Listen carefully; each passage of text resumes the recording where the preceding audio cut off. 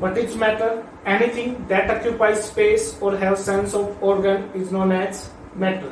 आज हम कर रहे हैं मैटर के बारे में। मैटर क्या होता है बेटा? ऐसी कोई भी चीज जिसको हम फील कर सकते हैं, वॉल्यूम ऑक्यूपाई करते हैं, उसको हम क्या बोलते हैं?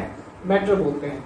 मैटर की हम फर्दर क्लासिफाई करेंगे जब हम इसको और ज्यादा डिवाइड करके हम स्टडी करेंगे कि मैटर में क्या क्या होता है। Solid, liquid, gas, pure substance, impure substance, mixtures, metals, non metals, atoms, elements, molecules, types of mixture, ये सारा हम आज स्टडी करेंगे कि मैटर में होता क्या है। ये सारा हम जो स्टडी कर रहे हैं ये हमारा यूनिट फर्स्ट में some basic concept of chemistry. Some basic concept of chemistry के अंदर हम पूरी केमिस्ट्री के बेसिक कॉन्सेप्ट पढ़ेंगे कि जब तक हमें एलिमेंट्स के बारे में ही नहीं पता होगा तब तक हम कंपाउंड के बारे में बेटा कैसे स्टडी कर सकते हैं। हमें पता ही नहीं लगेगा कि कितने तरह के कंपाउंड से हमारा वर्ल्ड बना हुआ है। तो जितने भी तरह के सब्सटेंस हमारे नेचर के अंदर पाए जाते हैं, एलिमेंट्स, और एलिमेंट्स जिन चीजों से मिलकर बने होते हैं और एलिमेंट्स मिलकर क्या बनाते हैं, वो हम सारा इस यूनिट में पढ़ने जा रहे हैं। क्लास 11 यूनिट है बेटा first, some basic concept of chemistry.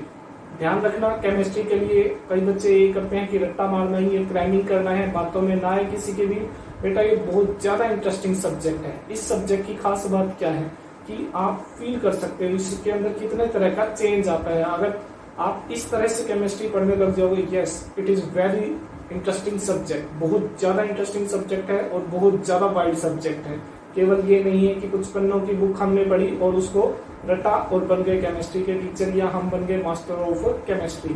Not possible. Chemistry का मास्टर बनना, आज आप देख सकते हो कोरोना वायरस है कि कोरोना वायरस इतना ज्यादा फैला हुआ है कि हम उसको केमिकली इनर्ट भी नहीं कर पा रहे हैं। It means there is a lack of work in chemistry and biology. Chemistry और बायोलॉजी में बहुत कम वर्क हुआ है जिसकी वजह से हम ऐसी चीजों से ओवर नहीं कर पा रहे हैं। कई ऐसी बीमारियां जो पैदा हो जाती हैं बायो और केमिकल चेंज की वजह से, बायोकेमिकल चेंजेस की वजह से, वो आज तक ठीक नहीं हो पाती हैं या उनको टाइम ज्यादा लगता है। इसको हम सेव कर सकते हैं हमारी वाइड नॉलेज ऑफ केमिस्ट्री से। तो आज हम स्टार्ट करते हैं आपका basic concept, some basic concept of chemistry. Some basic concept of chemistry में सबसे पहले बिल्कुल बेसिक टॉपिक पर आ जाते हैं। What is matter? मैटर क्या है? वर्ल्ड में हर एक चीज क्या है बेटा? मैटर है। एनीथिंग दैट ऑक्यूपाइज स्पेस और have sense of organ is known as matter. जिसको हम फील कर सकते हैं वो क्या है? मैटर है। हवाएं चल रही है, ये सारा क्या है? मैटर है। हम इसको फील कर सकते हैं। केवल यही नहीं, solid, liquid, gas, super cooled solid भी होते हैं बेटा, प्लाज्मा भी होता है। ये हम सारा स्टडी करेंगे कि सॉलिड को और ज्यादा अगर हम कूल कर देते हैं तो कौन सी स्टेट आती है। गैस को और ज्यादा हम क्या कर देते हैं? हीट कर देते हैं तो कौन सी स्टेट आती है, वो हम सारा स्टडी करेंगे। तो मैटर की पहले दो क्लासिफिकेशन हम कर देते हैं, प्योर सब्सटेंस और इम्प्योर सब्सटेंस। प्योर सब्सटेंस में हम या इम्प्योर सब्सटेंस नहीं बोलेंगे, हम इनको मिक्सचर्स बोल देंगे। प्योर सब्सटेंस में हम क्या क्या पढ़ेंगे? Elements, compounds. और एलिमेंट्स में हम क्या क्या पढ़ने जा रहे हैं? एलिमेंट्स में हम पढ़ेंगे एलिमेंट्स क्या होता है, एलिमेंट्स होता क्या है, पहले हम ये स्टडी कर लेते हैं। एलिमेंट्स के लिए हमें ये पता होना चाहिए, एलिमेंट्स होता है कि किसी भी प्योर स्टेट से जो मिलकर बना हो, एक ही तरह के एटम से जो समथिंग जो सब्सटेंस जो बनी है उसको हम क्या बोलेंगे? एलिमेंट्स बोलेंगे। एलिमेंट्स की जो क्लासिफिकेशन वो हम कर सकते हैं पीरियोडिक टेबल में। आप देख सकते हैं पीरियोडिक टेबल में हमने वैसे भी देखा हुआ है कि जितने भी एलिमेंट्स होते हैं, जो भी अरेंज होता है उसको हम क्या बोलते हैं? एलिमेंट्स बोलते हैं। एलिमेंट्स पूरे नेचर का जो सबसे बेसिक हम उसको बोल सकते हैं सब्सटेंस, वो क्या होता है? एलिमेंट्स होता है। उसमें होता है metals, non metals and metalloids. Metals क्या होते हैं? गुड कंडक्टर ऑफ इलेक्ट्रिसिटी होते हैं, उनके अंदर नंबर ऑफ फ्री इलेक्ट्रॉन्स बहुत ज्यादा हाई होते हैं।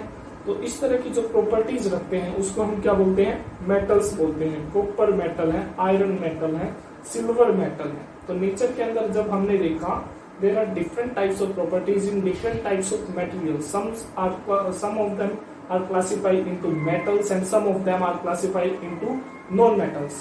Non-metals which do not have the property of metals are known as non-metals. For example, carbon कैसा है बेटा? नॉन मेटल है। लेकिन मेटलॉइड्स क्या होंगे? मेटलॉइड्स क्या होंगे? जिनके अंदर दोनों की प्रॉपर्टीज होंगी, मेटल्स की भी और नॉन मेटल्स की भी। तो इस तरह के जो सब्सटेंस होंगे वो हमारे क्या हो जाएंगे? मेटलॉइड्स हो जाएंगे। आर्सेनिक है, इस तरह के जो सब्सटेंस है वो हम उनको हम क्या बोल देंगे? मेटलॉइड्स बोल देंगे। एक वीडियो में ऐसा भी बनाऊंगा, कोशिश करूंगा कि जितने भी एलिमेंट्स है उसकी हर एक एलिमेंट्स की प्रॉपर्टी एक्सप्लेन कर पाऊँ। अगर ज़्यादा मेरे को और ज़्यादा टाइम मिला और ज़्यादा आपका है बच्चों एलिमेंट्स की। What are elements? Elements are the substance that can not be broken, जिसको हम और ज्यादा नहीं तोड़ सकते, उन सब्सटेंस को हम क्या बोलेंगे? एलिमेंट्स। कोई भी सब्सटेंस है उसके ऐसे पार्ट का नाम ले लेते हैं जिसको हम फर्दर और ज्यादा ब्रोक नहीं कर सकते किसी केमिकल प्रोसेस से, उसको हम बोलेंगे एलिमेंट्स बोलेंगे। हाइड्रोजन, हीलियम, लिथियम, NaCl में है Na और Cl। टेबल सॉल्ट आता है NaCl, उसमें Na भी एलिमेंट है और Cl भी क्या है? Element.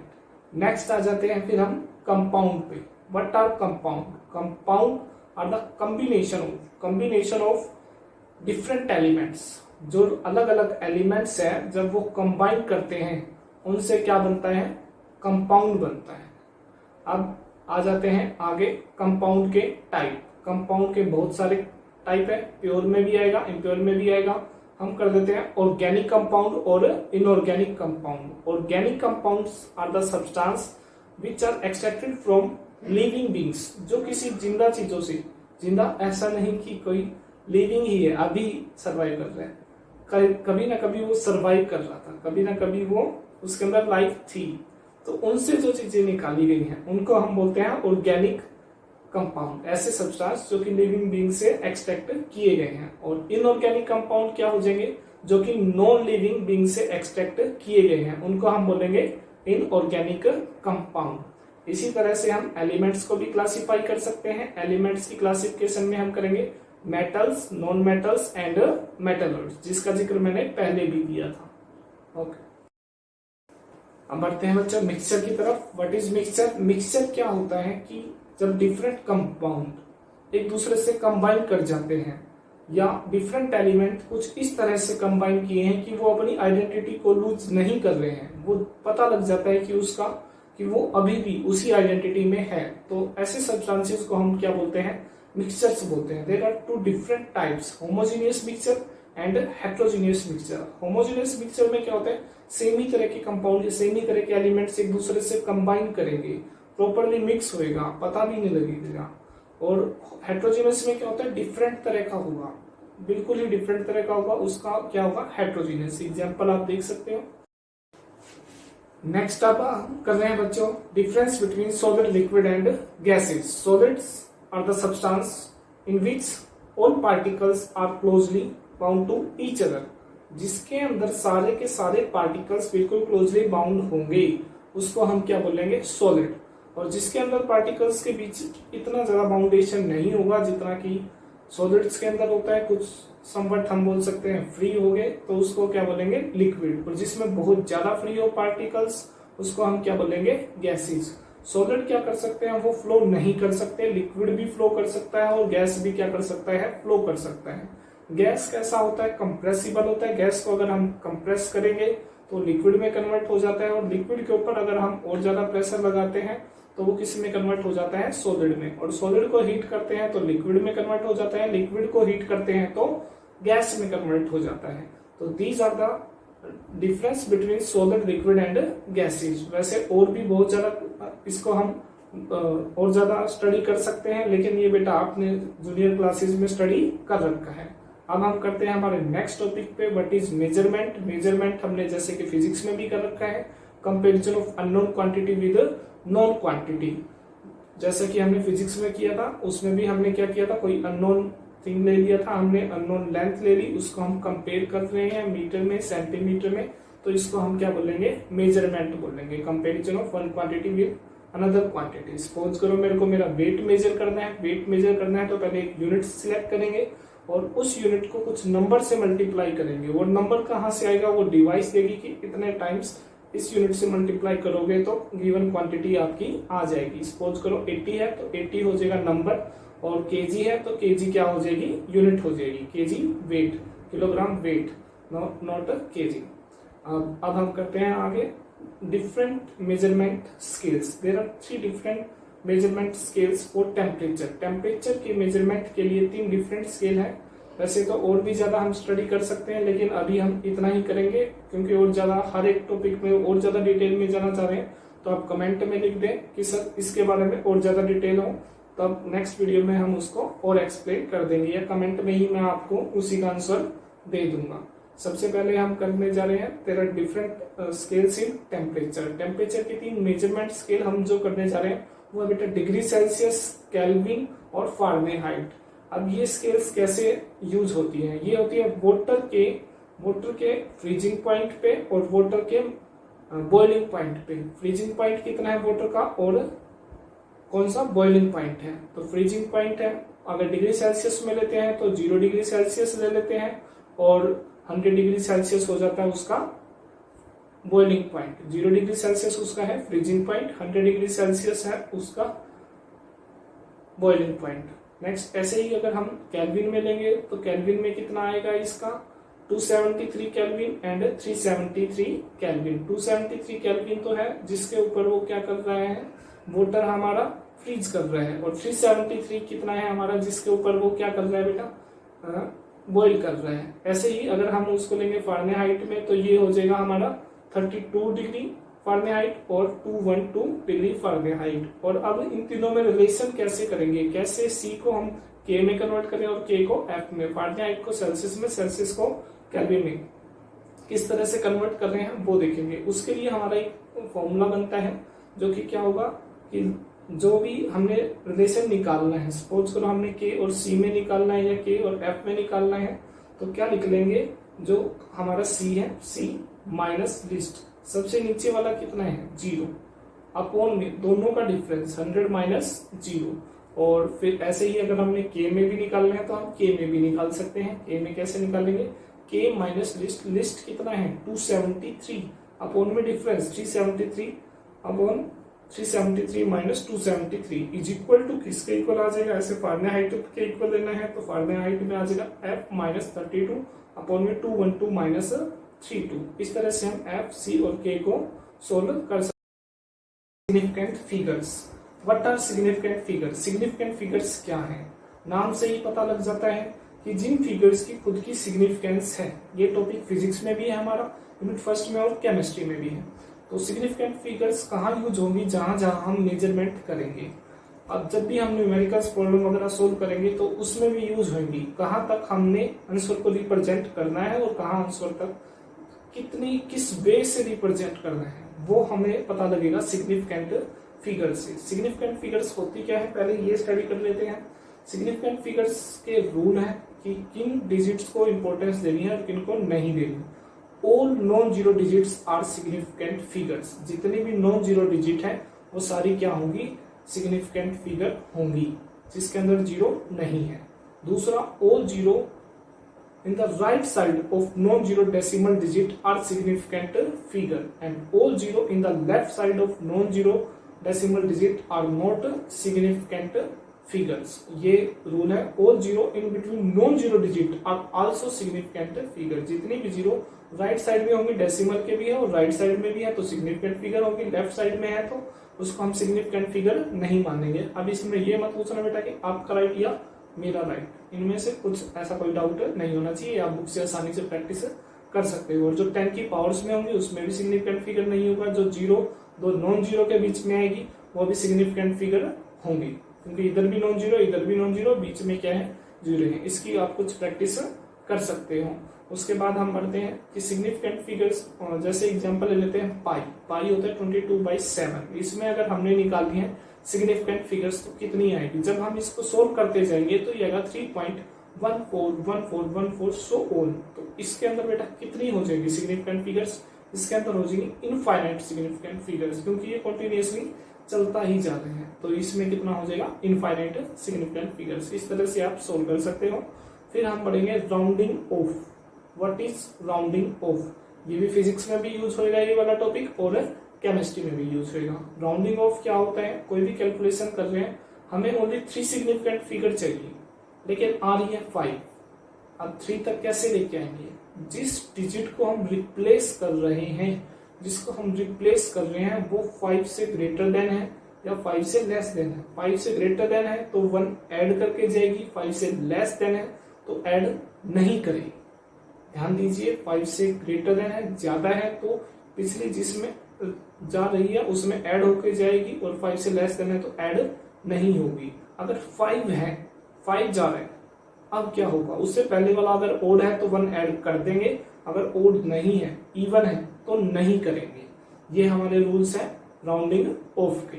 Law of combination, there are different laws of combination. जब भी कोई एलिमेंट्स कंबाइन करते हैं, कंपाउंड फॉर्म करते हैं, तो वो किन किन लॉ को फॉलो करते हैं। सबसे पहले है लॉ ऑफ कंजर्वेशन ऑफ मास, फिर है लॉ ऑफ कांस्टेंट प्रोपोर्शन, और थर्ड है लॉ ऑफ मल्टीपल प्रोपोर्शंस। क्या चीजें हैं, इनके न्यूमेरिकल्स भी करेंगे और इनकी थ्योरी भी। न्यूमेरिकल्स के लिए मैं अलग वीडियो बनाऊंगा, तो इसमें हम इनकी ओनली थ्योरी करने जा रहे हैं। तो पहले आज आप ये लेक्चर सुनने के बाद इनकी थ्योरी अच्छे से पढ़ेंगे, फिर हम नेक्स्ट लेक्चर में करेंगे इनके न्यूमेरिकल्स। अगर आपको फिर भी डाउट है तो आप कमेंट में उस न्यूमेरिकल्स की फोटो सेंड कर सकते हैं, या जो भी बुक का जो भी पोर्शन आपको लग रहा है कि सर ये वाला हम अच्छे से क्लियर नहीं कर पा रहे हैं, तो आपको रटना नहीं है, क्रैमिंग नहीं करनी है, कमेंट में डाल देना, मैं उसको तुरंत ही आपको जवाब दूंगा। सबसे पहले बढ़ते हैं law of constant, law of conservation of mass. Law of conservation of mass क्या होता है, mass of reactant is always equal to mass of product. Reactant क्या होता है, जो एक दूसरे से कंबाइन करते हैं, और प्रोडक्ट क्या होता है, जो बाद में बनता है। तो जितना हमने लिया होगा, अगर हम उसका मास ले लेते हैं और जो बाद में जो बनता है उसका जो मास है वो कंसीडर करते हैं, तो दोनों का मास कैसा आएगा, सेम ही आएगा। अगर मैं NaCl में वाटर ऐड कर देता हूं before adding, then if I will measure them and after adding, after a reaction I will measure them, the mass of the reactant becomes equal to mass of product. दोनों का मास कैसा मिलेगा, same ही मिलेगा। इसको हम बोलेंगे law of conservation of mass. I hope कि आप समझ गए होंगे। दूसरा है law of constant proportion, law of constant composition. क्या मतलब है, दो एलिमेंट एक दूसरे से जब भी कंबाइन करेंगे, सपोज करो C और O, अगर एक दूसरे से कंबाइन करेंगे तो उनका जो मास का जो रेशियो रहेगा वो हमेशा कैसा रहेगा, डेफिनेट रहेगा। इसलिए हम इसको डेफिनेट प्रोपोर्शंस भी बोल सकते हैं, कांस्टेंट प्रोपोर्शंस भी बोल सकते हैं, कि दो एलिमेंट है एक दूसरे से कंबाइन किए हैं तो उनका जो प्रोपोर्शंस है जब भी वो एक दूसरे से कंबाइन करेंगे वो हमेशा कैसा रहेगा, कांस्टेंट रहेगा।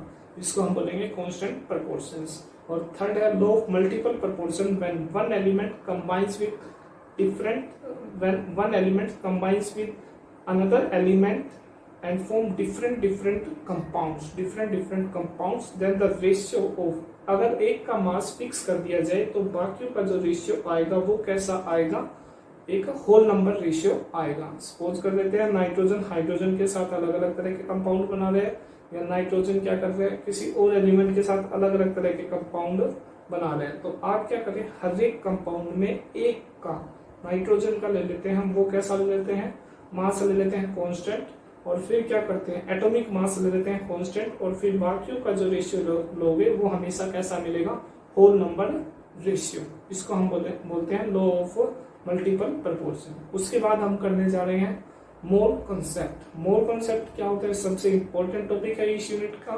मोल कंसेप्ट का मतलब है कि नाम से ही पता लग रहा है कि मोल होता क्या है।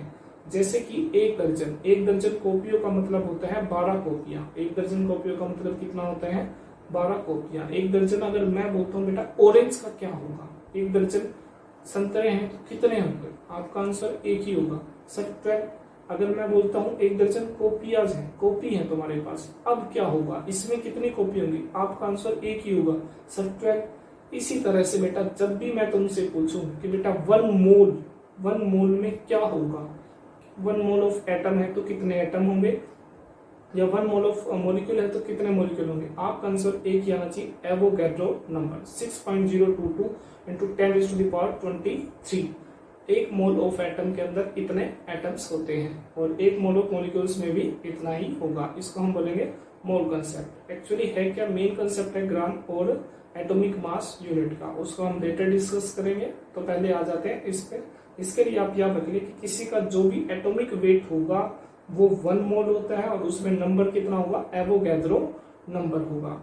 1 मोल का मतलब कितना होता है, 1 मोल का मतलब कितना होगा, 6.022 इंटू 10⁻23 एटम्स, और उसमें हो जाएगा उसका ग्राम एटॉमिक वेट। और इसी तरह मॉलिक्यूल्स के केस में लेंगे 1 मोल ऑफ मॉलिक्यूल्स का मतलब कितना हो जाएगा, एवोगैड्रो नंबर, और उसके अंदर उसका हो जाएगा मॉलिक्यूलर वेट। इस तरह से हम मास ऑफ 1 एटम भी फाइंड आउट करेंगे और हम करेंगे इसके फर्दर न्यूमेरिकल्स। तो अभी के लिए आप इतना ही